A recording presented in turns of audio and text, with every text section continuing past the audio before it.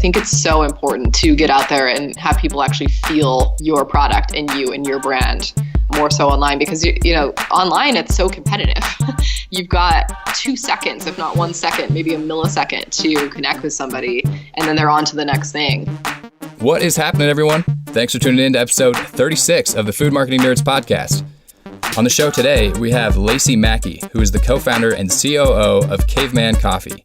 And if you're not already familiar with the story behind Caveman, then you are in for a treat.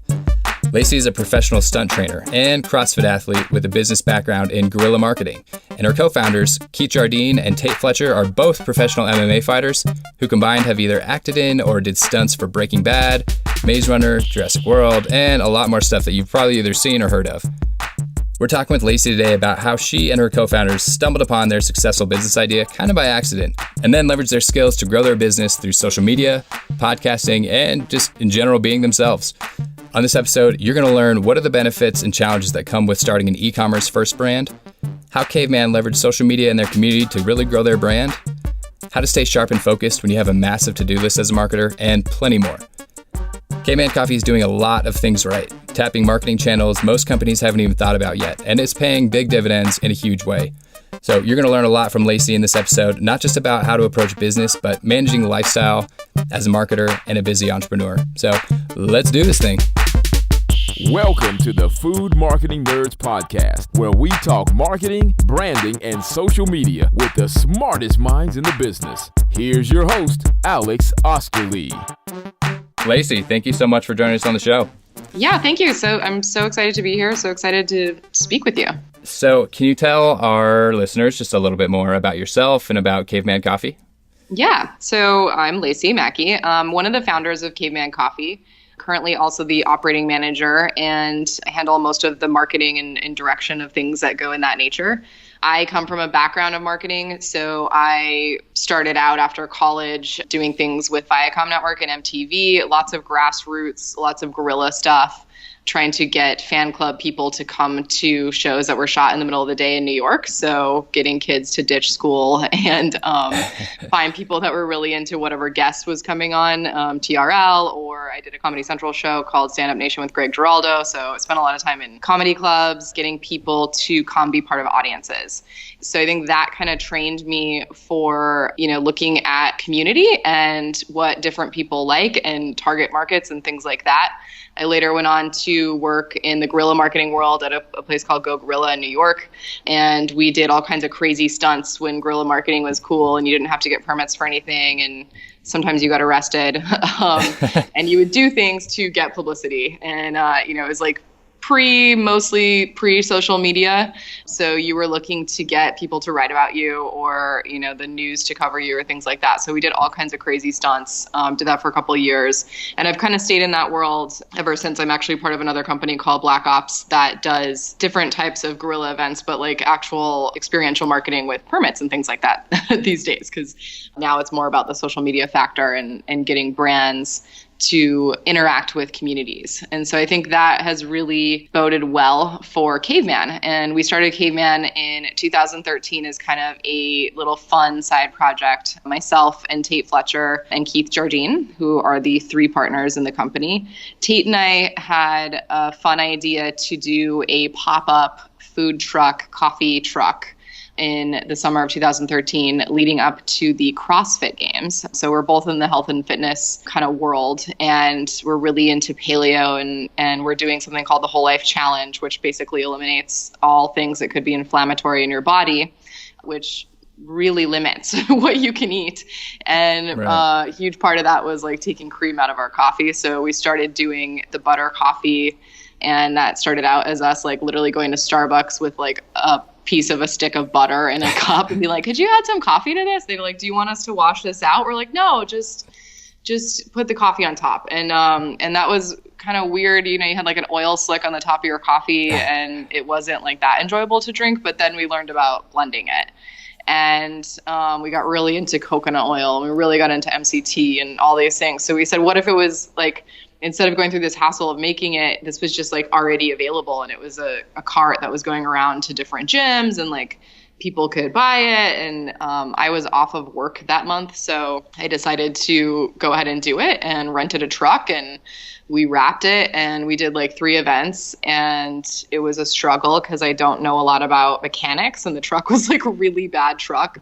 I guess, if you can find a food truck that's available to rent for 1 month, it's probably not going to be the best quality. So that wasn't awesome, but it did give us like a really fun kind of dip into the coffee world. And we were using different brands of coffee at the time. Like we actually had like the coffee machine break down. And I remember like sneaking out of the back of the truck and like running to Pete's and buying like gallons of hot coffee.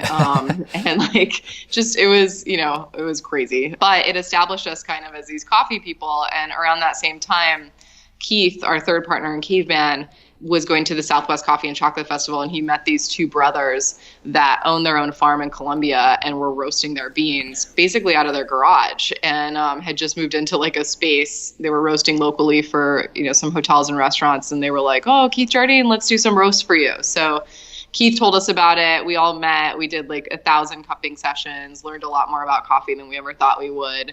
And we said, let's just put this online and share it with people. And I've made like a first generation of our website was a big cartel. And so it's like a little like design, do it yourself storefront. And I, designed it overnight, and we put it out there, and we sold like 200 bags. And they were like, oh, maybe we actually have a business here. Yeah, we kind of grew into a business that we didn't know that we were going to grow into. And then obviously we're very nutrition focused. So being a part of the natural foods world for ourselves, and like what we were eating and what nutrition was working best for us from like a performance standpoint in athletics. And, Tait and Keith are professional athletes. So they have a lot of like firsthand experience with that and what they could do to put in their body as fuel. So we were just geeking on that to the ultimate extent, and kind of fueling that into our coffee company. And so those first 200 sales, how did those come about when you launched the website? Where was the awareness and visibility from?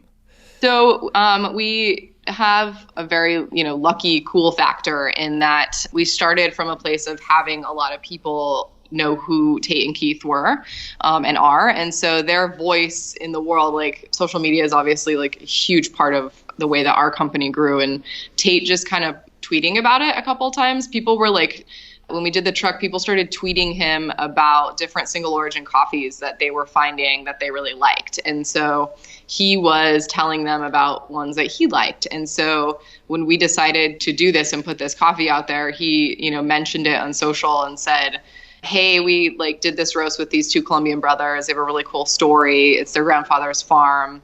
You guys should try it. We've worked on these roasts and we think they're really good by themselves. And also for like, from a nutrition standpoint, we got them tested and proved that they were very clean coffee, that they had high levels of caffeine, things like that. So people reacted to that pretty instantly.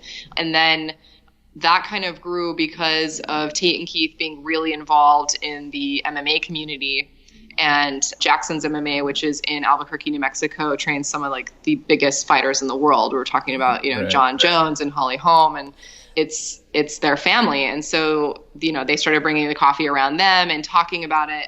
And that really launched us some more. We got a lot of like just organic community involvement and people that were talking about us on social. And then Tait has been really good friends with Joe Rogan for many years and sent him a bunch of coffee. He drinks a lot of coffee.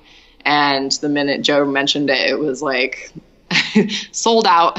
Oh, I can imagine. So it's just been like this really amazing community. And we've been very lucky to, just kind of be in the circles that we're in and also come up with some like really, really cool products. Like it wasn't like we started out like, let's see how we can market this thing that like may or may not be cool. It was like, wow, this is really amazing. I wish we could share it with people. Let's give it to our friends. And it just like organically grew from there because people put it out there, and the power of social media is so strong. You get enough people talking about something and everyone reacts. And, we probably weren't that prepared for that. Our website definitely, it could only handle like 100 orders.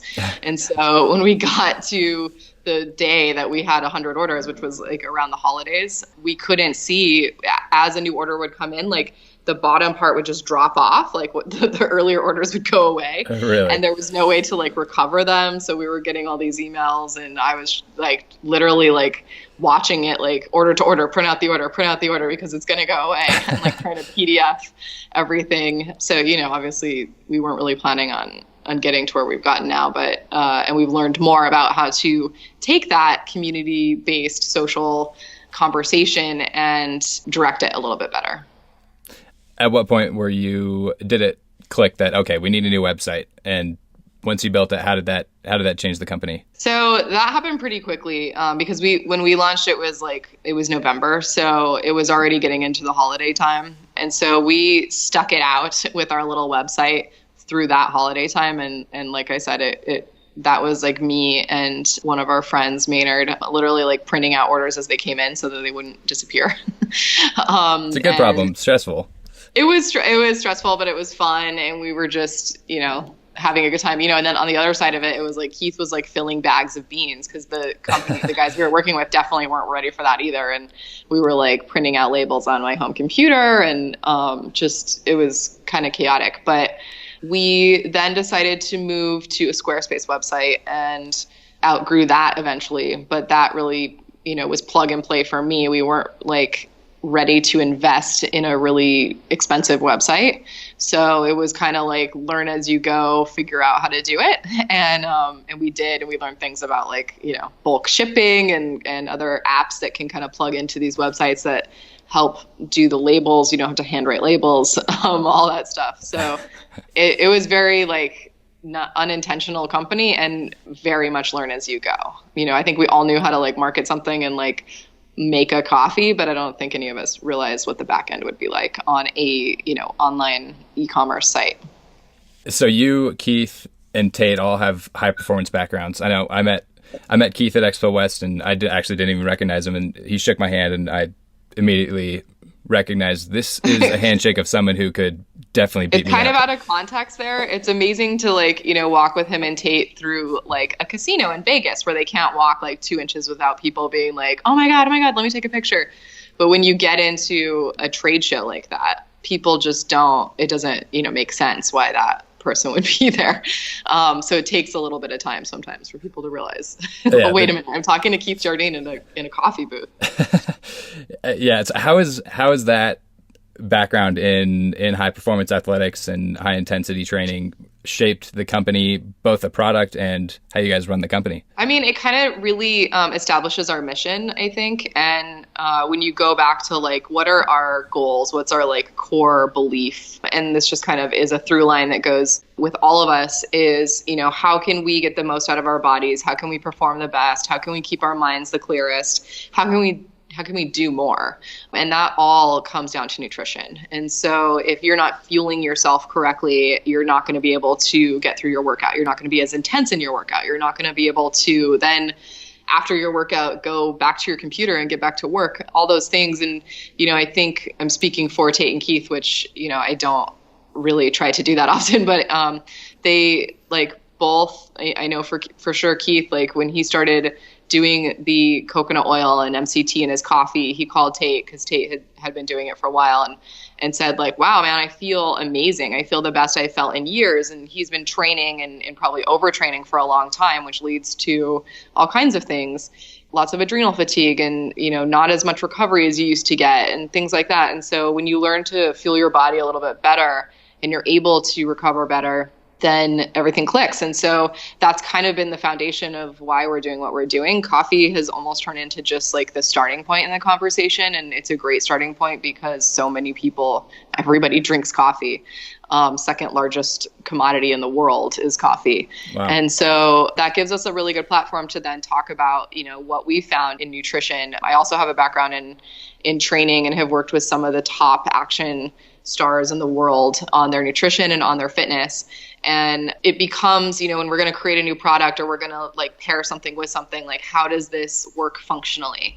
Yes. Does it taste great? We definitely want to have that. Is it the highest quality? That's great. But is it going to be really good for you going into your body? And that's, you know, kind of how we approach everything that we make, from our MCT oil, which we learned a lot about palm, and I feel like I can actually feel it when I drink something with palm oil in it and the palm MCT. But can we source something that's 100% coconut? Can we find products out there that we would want and that we would think help in our performance, in our nutrition?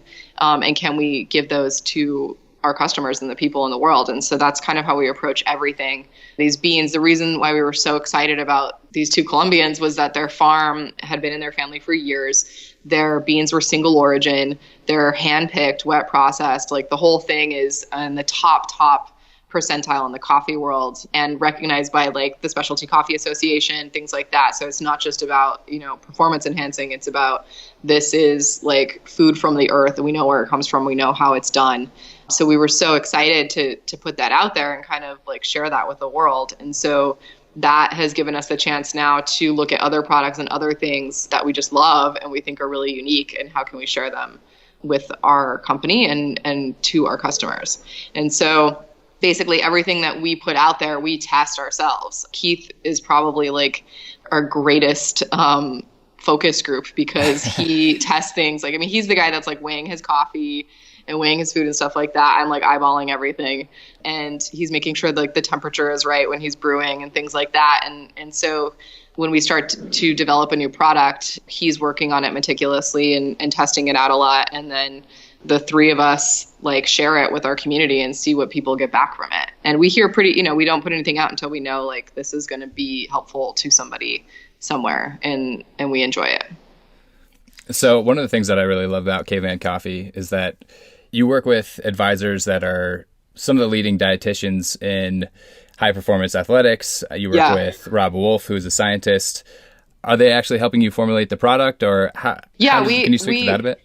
It's been really cool. The people that have like mentored us and like been a part of our world. Rob is a huge part. And I'll say Rob like has taken the time out of his busy day and schedule to answer crazy questions that we're throwing at him. Like, if we added this, like what would this do? And is this still paleo? And like, is this, bad or good? And would you recommend this for an athlete? Things like that. And he's been so gracious to literally return every email and phone call and work on things and test things with us a little bit. And he's been super inspirational to, why we choose the diets that we choose and the lifestyle that we choose.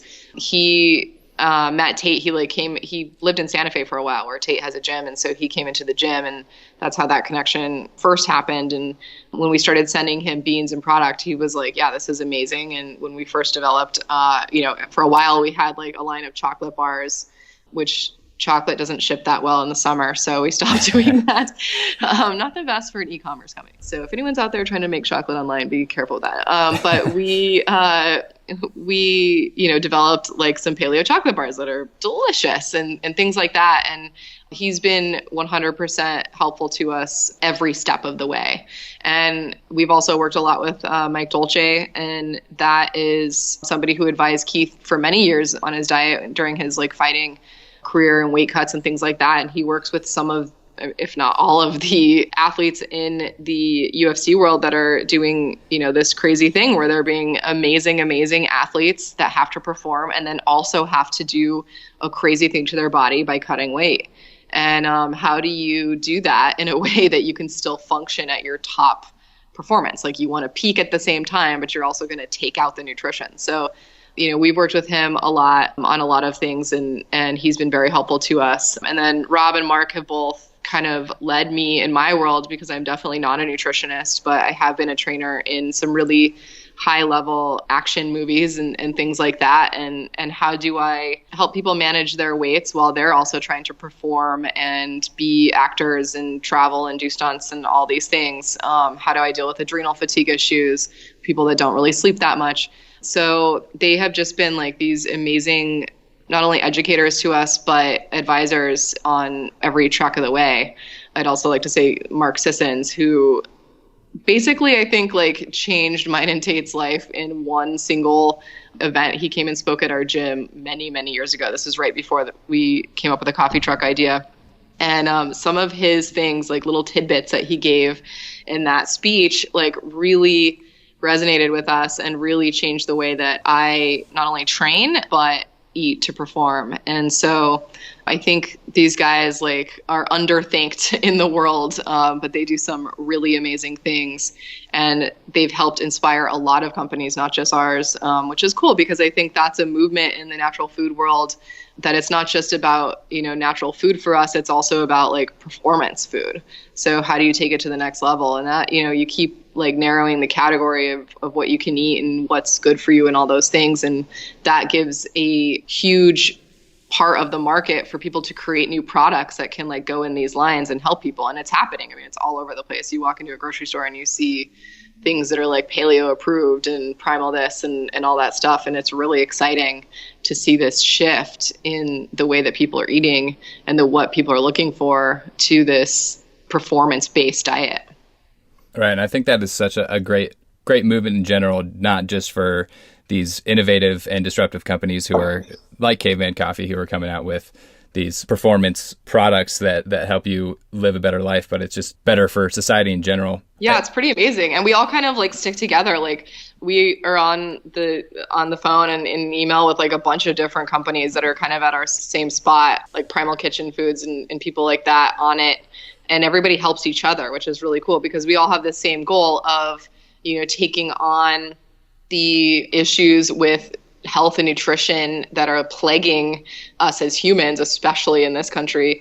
And the more that we all grow together, the more people we can reach, the more we can develop a healthy society, which, is a huge, huge issue right now. So one of the things with a product like Caveman Coffee is the education piece. Mm-hmm. And I heard about you guys first on Joe Rogan's podcast, which I'm sure you guys get all the time. All the time, he has a huge listener base.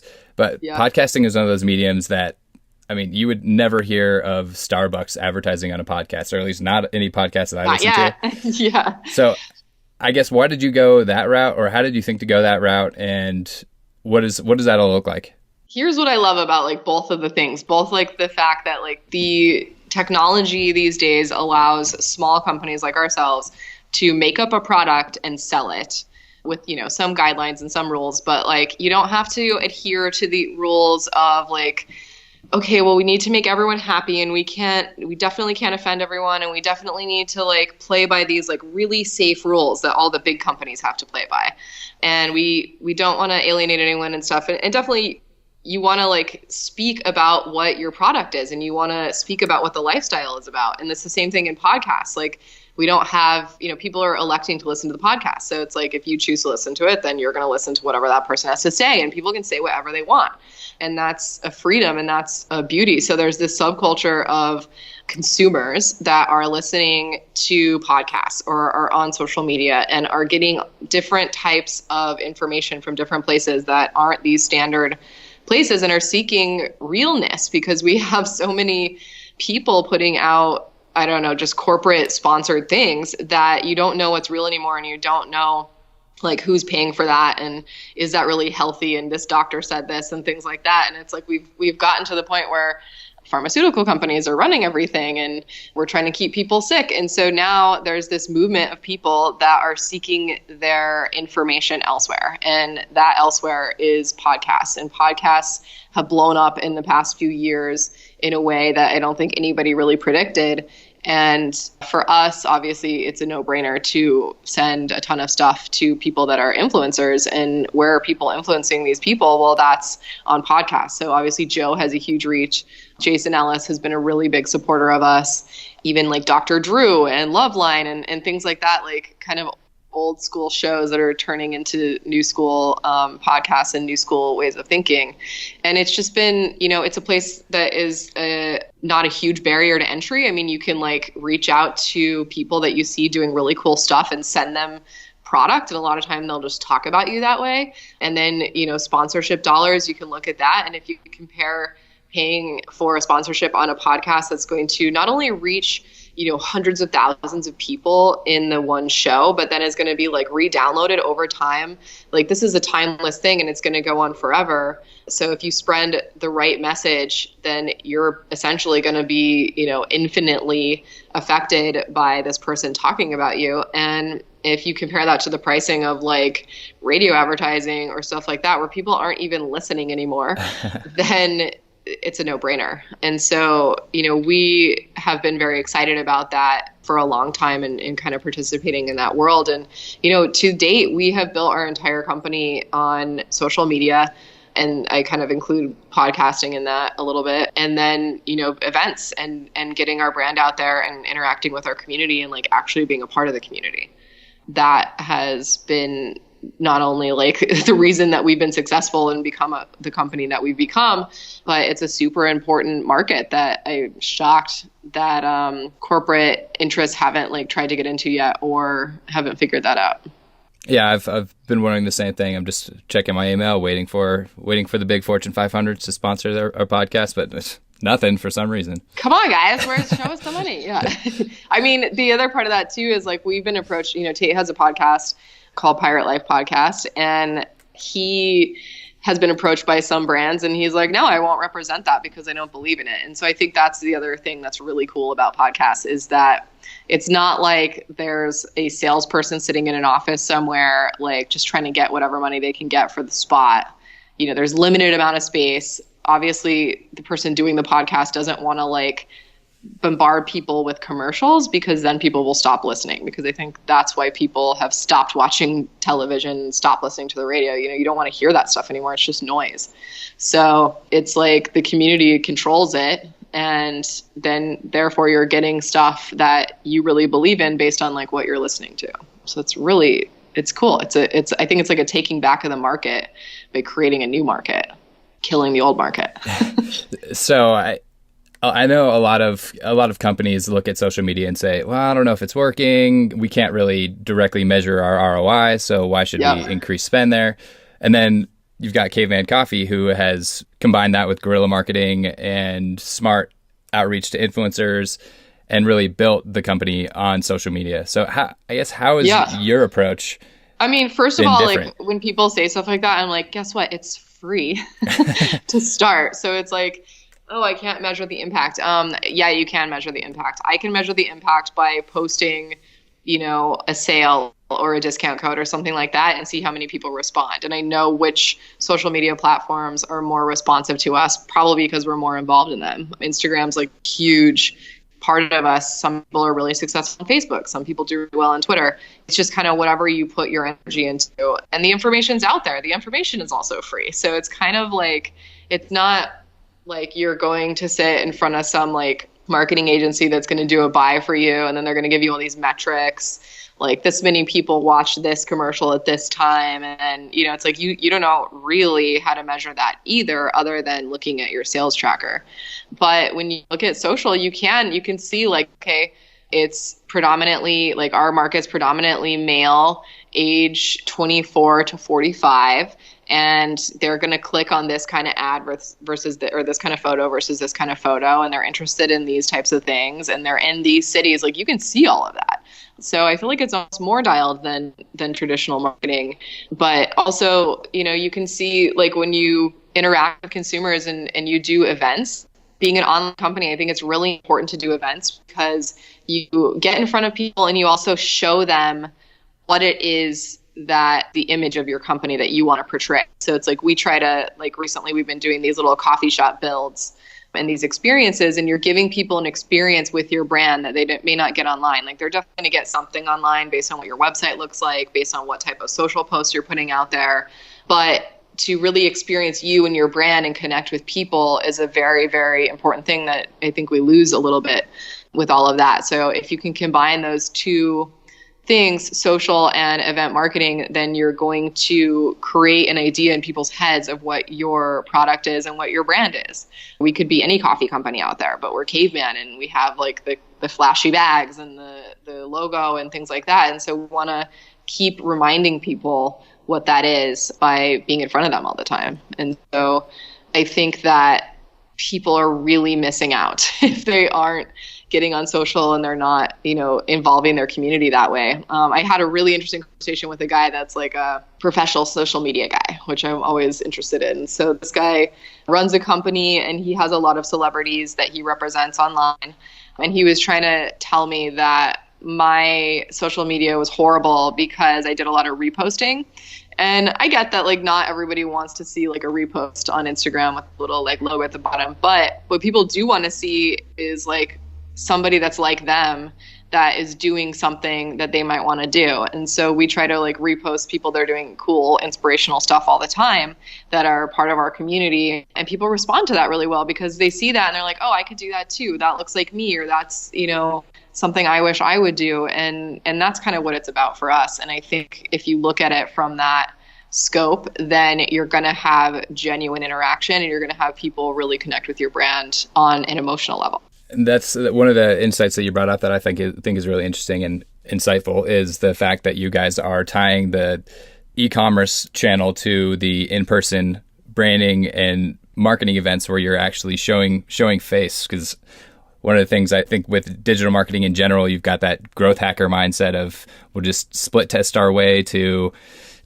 making a bunch of money and not really building the brand. So it's good to hear that the brand building tactics are what's driving a lot of the awareness and loyalty to Caveman. Well, and that's where we meet everybody too. Like every year we go to this event called Paleo FX in Austin. And it's actually like not as like for the price point and stuff that people spend on the booths and stuff, there's not that many people that actually attend yet. I think it's growing every year. But the speakers and the people that are there and are like, I mean, I meet so many people. I get so many new ideas. We get so many new connections. Those moments are so worth it. And if we weren't going to that event, we wouldn't know any of those people. We wouldn't have those connections. And we wouldn't be growing at the rate that we're growing. And we wouldn't have the like solid base to go off of. And so I think it's so important. And a lot of people miss that, to get out there and have people actually feel your product and you and your brand more so online, because you know online it's so competitive. you've got 2 seconds, if not 1 second, maybe a millisecond to connect with somebody, and then they're on to the next thing. And when you're talking to someone in person, those conversations are so memorable and they resonate so well, and you learn a lot about your customer from that as well. What they like, what they don't like, what they're looking for, what their story is. Like people will just come up and like tell you their whole life story if you give them a second. And so all that stuff I think is important to combine with everything that you're doing online, especially if you're an e-commerce company. And if you want to get into retail, you know, we're working on getting into retail. Like the number one thing to do in retail is sample. Like you need to get people in front trying your product. And so it's that same idea of having that touch and interaction with your consumers and with the people that are part of your community. So has building up your social channels and your presence and your e-commerce platform and your online sales, has that helped with working with retailers and trying to get into stores? It's interesting. I mean, it's a struggle to get into stores for sure. Like it's a whole nother ballpark. It's definitely a good old boys club. And so people are going to deal with the big brands that they've known for years, and understandably, because they have their system set up, and it's a whole distribution channel that you have to create. But what's interesting to me, and especially at Expo West, in talking to people the last 2 years that we've gone, is that they're looking for something different. As the online culture grows, and we saw this year, I think, in the holiday season. I should have brought my stats with me. This is me trying to remember the actual number, but I think online sales were up like 37%, something like that. And retailers saw like a 20% drop. So people are changing their buying habits, and this is terrifying for these good old boys, right? The systems that they have set up are great, but if people aren't coming into your store and buying your product, then you have nothing. So I think, while obviously grocery stores are fine and people are going to go to grocery stores every day, there is a shift happening. And so I think some people are trying to stay ahead of that and see, what can I do to protect my business? And the plan for that is how do we reach millennials? How do we reach people that are buying online? How do we reach the new consumer? Because not only are people buying online, but they're more educated now. They're not watching these commercials. They're listening to podcasts. Like, this is the new consumer world. And so it's going back to basics a little bit. How can we get these cool young brands into our stores? How can we help them develop their distribution channels? and how can we make our retail location the cool place to go? And so I think a lot of companies are looking at that. I'm always surprised at which retailers you meet and the number of retailers you meet at Expo West and some of these other trade shows, because you would think like a big company like Walmart, the evil Walmart, they're not going to want to buy a premium MCT oil. Like, of course not. They're sourcing the cheapest stuff. And it's like, we haven't sold anything to Walmart, but we had a really long conversation with the buyer from Walmart. And that's like shocking to me that a company that size is trying to figure out how they're going to survive in this new future. And like, the natural products world is exploding. If you go into any major retailer that, natural products used to just be like your mom and pop store and like Whole Foods. And now you can go into an Albertsons or a Gelson's or whatever, and you can see the like natural products section, the gluten-free section, the paleo section, like all these things are changing the way that grocery stores are buying and the way that they're setting up their stuff. And I think that's really cool. So to really answer your question, like when we go into these meetings with these retailers, the thing that really gets them is our social following.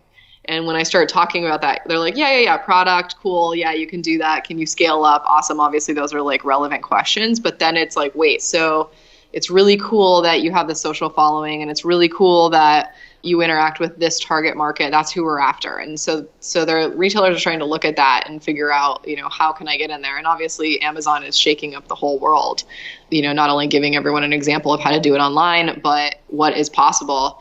And Thrive Market is kind of changing the game. I think they're the first company. I know Gunnar really has lobbied to collect or be able to take food stamps for organic products sold online. To help people in every demographic that should be able to eat natural foods.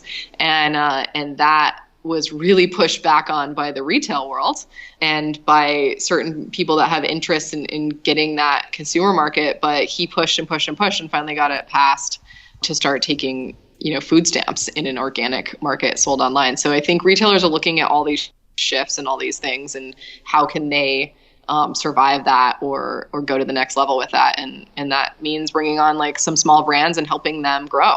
And so we're excited to be a part of that as well. And while a lot of our stuff has just been conversations, we are in Whole Foods on the East Coast in the Northwest region with our hibiscus tea and working to grow that line.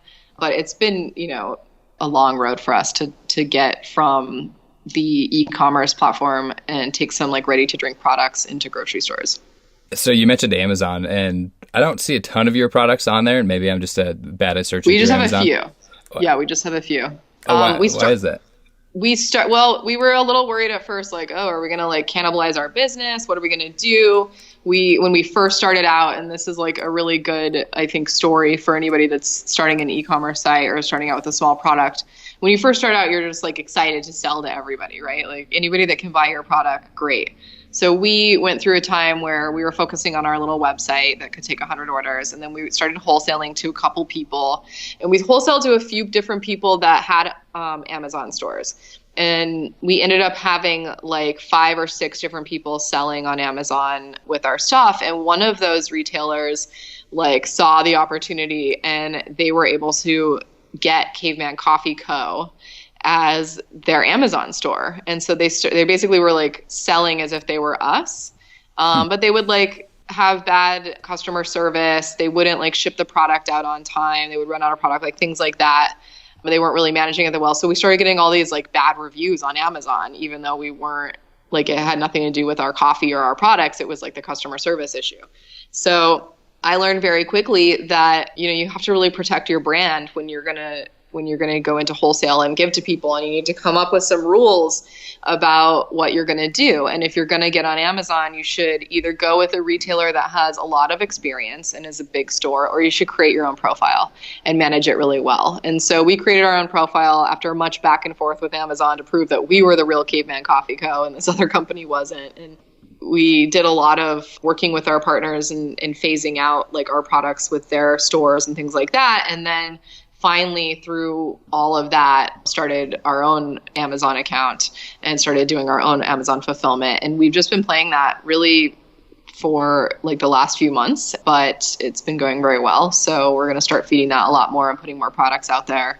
and learning that the person that's shopping on Amazon, they have their credit card information stored, they have their shipping address. I'm an Amazon customer. It's so easy now with the one-click reorder buttons that those people, they might come to your website to like research you a little bit, but they're probably not going to buy on your website because they can order Prime and they can like bulk it with a bunch of other stuff and whatever.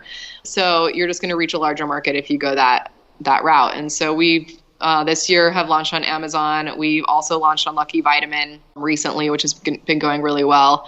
And you're just going to reach, these customers are finding whatever website it is that they're loyal to. They're probably not shopping on a ton of different ones. Like it's not like you go to 5 different grocery stores. So just getting your products on those websites is important for not only branding, but you're going to reach a customer that you're not going to reach anywhere else. So we've started that outreach a little bit and we'll continue to grow that.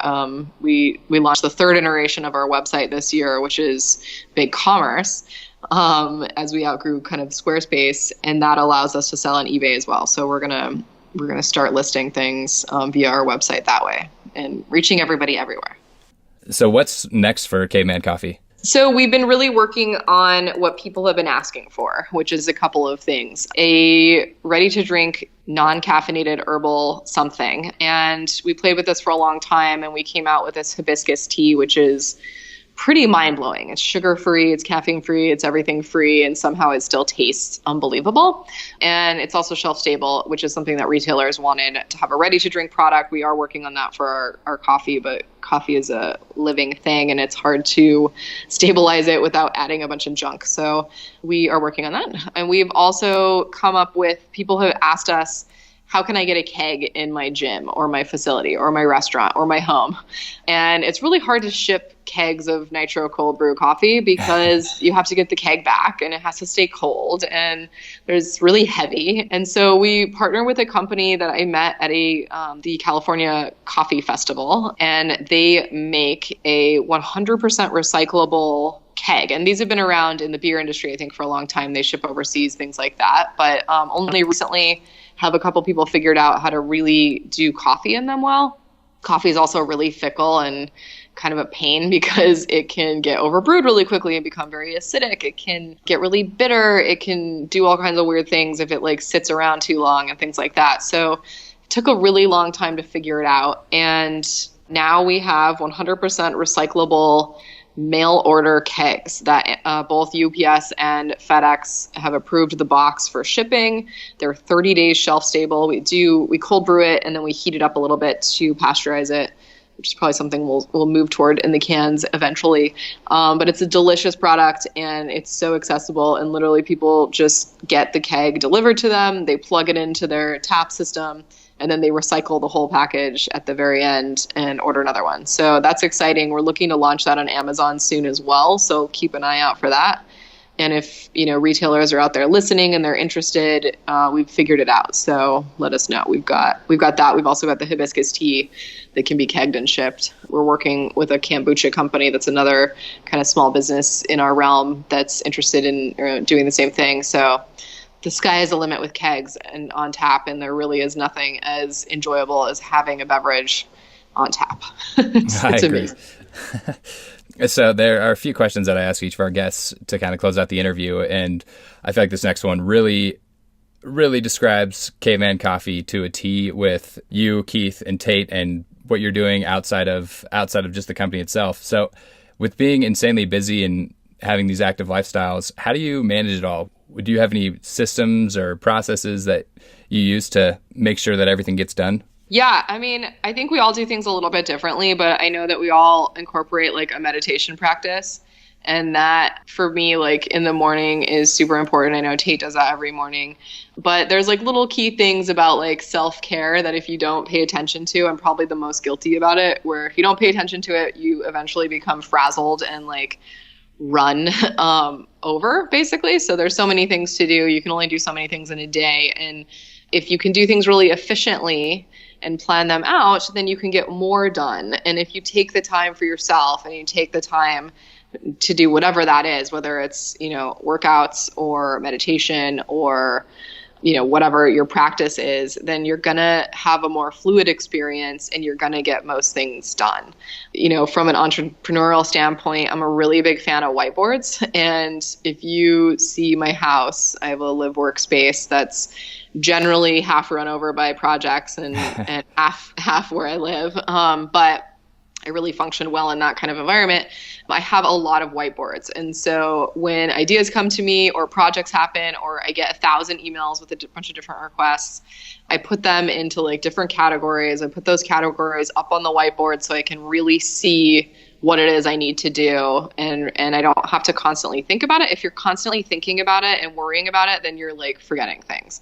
So if it's up there, it's written down, it's out of my head, I can then go back and reference it. I can try to finish one project at a time and then do a great job on that and move on to the next one. And more stuff is constantly going to come up. So like learning that that's always going to happen. There's always going to be cash flow issues. There's always going to be, projects that don't get fully done. There's always going to be new ideas and people coming at you with all these different things. And if you can kind of take that in stride and enjoy that and kind of, smile at all those things coming in instead of getting really stressed out and scared of those things, then I think you can be more productive and get more things done. And from like a performance perspective, we all tackle our work the same way that we tackle our fitness, which is pretty much full on all the time, and you get in your routine. So whether that's like 3 days a week, you're going hard with a high intensity workout and some sort of interval training, and then you're also doing yoga twice a week, and then you're also making sure that you're paying attention to your accountant emails and all that stuff. Like it's all the same type of balance where you have to make time for everything, and you have to figure out what that is for you and the best way that that works for you. And I think we all approach it a little bit differently, but with the same mindset of creating that system for ourselves to keep our entire self healthy, from nutrition to fitness, and our business growing the same way. And I think that taking that period for whether it's in the morning or whatever period it is where you're focusing on yourself, to whether it's through meditation, through exercise, just to sharpen the axe before going out and doing what you need to get done is crucial. It really helps. I found, because I can like work myself into a frazzled state. Tait likes to call me a maniac sometimes, because I'll just like go. But I find like I get less done when I'm like that. And so if I do take the time for myself, which sometimes I feel guilty about, but then I just get so much more done. And I don't know if you've ever tried floating, but there's a float place that just opened down the street from my house. A lot of people go there and just fall asleep. I go there and I spend an entire hour, like I just like clear my mind. And then I spend the entire hour, like all of a sudden I'm able to put all these like lists together in my heads and like to do things. I come out of there like rejuvenated and ready to tackle things with like everything figured out. All the problems are solved. Everything's done. I used to do that in the shower. Now it's in a float tank. I've never tried it, but I definitely want to. I've heard really good things. I don't know if there's anything like that in Denver yet. I'm sure there are. They're literally everywhere. One of my business partners that lives in Kentucky said they just opened one in Louisville. So if there's one in Louisville, I'm sure there's one in Denver. Yeah, you're probably right. So you mentioned the website wasn't really built to scale when you first started, and then you guys went with the food truck to kind of get the word out there. Is there anything else that you guys learned over the course of doing what you're doing right now, that if you could go back and tell the Lacie of just starting Caveman Coffee, what would be something that you've learned that you'd like to go back and give yourself in 2013 some advice? Yeah, if I could go back and give 2013 Lacie some advice, it would be this. And it wouldn't be like, oh, do this better or do this differently or do this bigger. It would be, know that whatever you're going to create now is something that you're going to end up recreating again and again and again and again. I remember like getting frustrated after we had like a full product line out. We had the website going, like I had all these checklists in my head of things that needed to get done for the company to be functional. And then we got, we had 5 products out or something at the time. And then somebody was like, oh, you're not putting this on your label. You should add this to your label. And I was like frustrated because I didn't want to recreate the label. I already created the label. That was already checked off in my head. Or the website, like now it's not big enough. I need something that can handle more orders. And I'm like, I already finished that. I already checked that off. So I think if I knew or had the understanding that everything that I'm creating is a fun process and I'm learning from that process, and I'm going to have to do it all over again. And each time it's going to get a little bit better and a little bit different. And to just like welcome that process, not get frustrated with it, and not see things as like check off, never revisit again, but as a constant evolution. I think that is something that can be applied to like all of life and all business. And if you approach something from that mindset, then you're just going to have an easier flow through all of that process. I totally agree. This is one of the last questions to wrap up here. Are there any books that you've read or any publications or podcasts that you listen to that you always recommend to people who are in a similar scenario as you or looking to start a business? I love to read self-help books, and I love to read business books, and I love to listen to podcasts. So there's so many, but I would say from any kind of mindset, there's a book called Mindset, and it's basically can be applied to all aspects of life. And I only recently read this, and I'm kind of shocked that I only recently read this, but it was given to me by the owner of Deuce Gym, Logan Galbraith, who is kind of a visionary in a bunch of different worlds, has a couple businesses, things like that. And reading that book and realizing things about mindset, maybe about my mindset or about people that were around me, was super helpful. And I can apply that to just about everything. So I would say that is probably number one. Good to Great is a book that like originally I read and kind of inspired me to like get more into business. The Goal, which is a book that's probably like outdated now as far as like what the storyline is. It's kind of like about a factory and finding out bottlenecks and creating efficiencies. But I read that in college in my like business 101 class. And it really identified to me that creating efficiencies in things and finding those efficiencies are a major part of the process of creating and being a business owner and things like that. So I would start with those. I mean, my list could go on and on. I listen to obviously a lot of Joe Rogan. I listen to Tim Ferriss a lot. I find his interviews and the people that he has on there to be pretty inspiring most of the time. I've sometimes listened to Tony Robbins even and get fired up. Well, Lacie, it's been an absolute pleasure to have you on the show. And I love what you guys are doing at Caveman, and you're absolutely killing it. So keep up the great work. Thank you. I appreciate that. We love it. It's so much fun. So where can people go to learn more about you and to find out what's coming up next? You can go to Caveman Coffee Co. or cavemancoffee.com. We have a lot of stuff going on there, but I think if you follow us on Instagram or Twitter at Caveman Coffee Co., you will know everything that's going on with Caveman. We have a newsletter you could sign up for. My Instagram handle is Lacie_Mackey. I post a lot of things that I find inspirational and things like that. And I'm always reachable via our website. Any email that comes in there, I will see. So if anybody's interested in just chatting or anything, I'm always open to that. Perfect. Well, thanks again, Lacie. Thank you. Thanks for listening to the Food Marketing Nerds Podcast. For interview transcripts or to download your free social media ebook, check out foodmarketingnerds.com.